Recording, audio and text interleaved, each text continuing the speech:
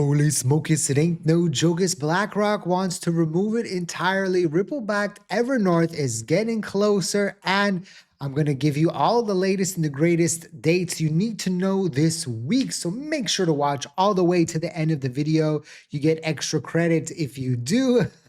Plus, let's try to get 1,000 likes on this video. We haven't been able to do it. I'm going to give you some times. I'm just talking to Mr. Trump here with the president. Yes.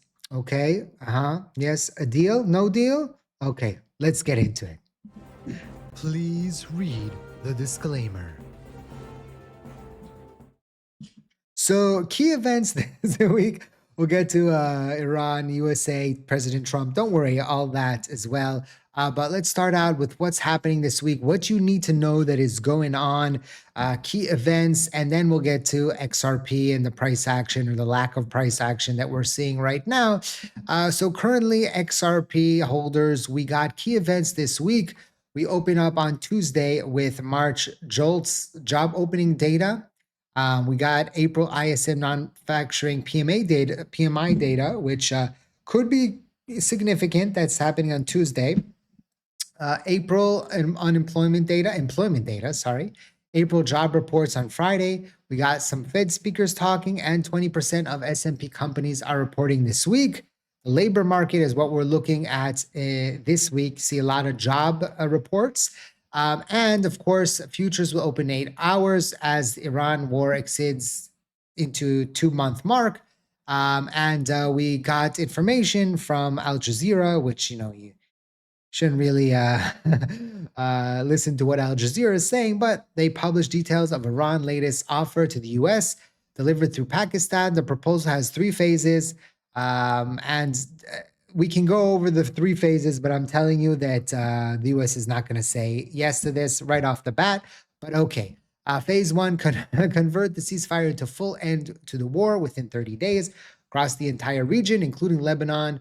Mutual commitments by Iran, the U.S., Israeli, and Iranian proxies not to attack each other. For how long? That's the question.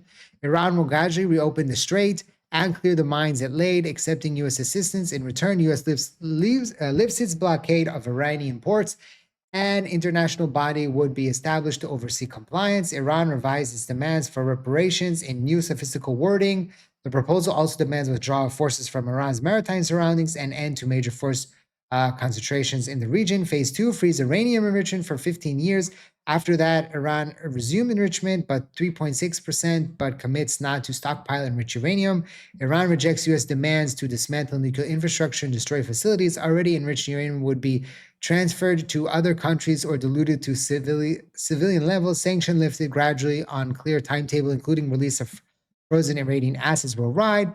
And 3, Iran enters strategic dialogue with Arab and regional states to build a region-wide security framework. It's not going to happen. Why? I don't understand the Iranians sometimes. They're at a disadvantage. The U.S. is like, hey, we can just hold this blockade for however we want. Oil prices, okay, whatever. President Trump, it's his last term. He doesn't care. They have no leverage. They have no cards. The oil is the only leverage and cards that they have. But at this point, President Trump has already seen that oil is not popped to 200. The yields are getting higher, and that we'll have to see what he does about that. But he had specific goals, and I do not think that he's going to pull back from the goals. Today, the word on the street, I was talking to some people, the fear is that the fighting is going to resume in the next day or 2, right? That's the fear. Will it happen? We'll see. And so this whole proposal, I think it's nothing burger. I do not think the U.S. and Israel are going to accept this. And so then we move forward to the next phases, and we'll see how that plays out this week. But it's going to be very interesting to see how this week plays out, and how the potential effects of this have on the crypto market and on XRP in specific. Now, what could definitely have an effect on the price of XRP, as we have seen in the past with strategy having an effect on the price of Bitcoin and Ethereum having, Bitmine having a effect on what was going on with Ethereum. Evernorth could have an effect on what's happening with the price of XRP. But before we continue with that, I just want to remind you that this video is for educational purposes, for entertainment purposes only, not financial advice. Always do your own due diligence before you decide to invest. I do not know day to day what the price of XRP is going to be, what the market is going to do. So that's very, very important to remember. So it seems that Evernorth is getting very, very close to their NASDAQ listing.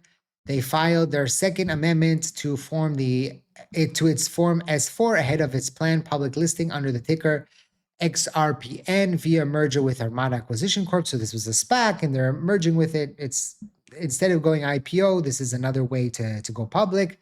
The company disclosed it holds 473 million XRP, worth about 656, positioning its XRP treasury as the core of the future institutional liquidity strategy. So basically, right now they have their company's worth 656 million, but what they're going to be doing, similar to what Strategy and BitMine did as well, is to take the shares of the company and create more shares, right? Sell that to the markets, raise money, right? And then buy more XRP. Theoretically, some people will say this is, a Ponzi scheme, right? But it's how a Strategy and BitMine are working right now, where you take that money, you buy XRP. XRP goes up in price. The company is worth more. Then you sell more shares and be at a higher price because the value of the shares or of the assets are higher. You go, you buy more XRP, and then right, and then there's a cycle. But the problem is, like what happened with the Strategy, is that when the price of Bitcoin started pulling back, the shares of the company started pulling back significantly. And when the shares are worth less, then if he wants to raise and help, accumulate more Bitcoin, has to sell more shares and dilute the stock more. So it's a problem. For now, he has enough backing. So I'm talking about Michael Saylor, to keep this afloat for a very long time. But they are slightly in the red right now, or slightly in the green. It depends on the price of Bitcoin, day to day. But this will be a very interesting exercise to see after BitMine and Strategy, can Evernorth have a big effect on the price of XRP in the short term to midterm. Long term, again, we've talked about all the possibilities around what could happen with XRP's price long term in multiple videos, so I don't want to get into it too much today. But it's important to subscribe to the channel because we talk about all these things daily, so you don't want to miss out on that. Of course, a lot of you are still watching the videos and you're not subscribed and you're not part of the notification nation. New. That's what you say to children here when they're misbehaving. What do you say in English? I don't remember. There's not a thing when you wave the finger, right? So this is interesting from BlackRock, right? BlackRock wants no cap on tokenized reserves. BlackRock is urging the OCC, the controller's office, right, the U.S. controller's office, to drop a proposed 20% cap on tokenized reserve assets under the Genius Act rules. Interesting. The asset manager says reserve risks should be judged by credit quality, liquidity, and duration, not whether the asset sits on blockchain. It also wants treasury ETFs and other treasury-based products to count as eligible assets. So this is an interesting situation. And BlackRock is continuing to open the tokenization market. It continued to develop, continue to invest in blockchain, in tokenized assets.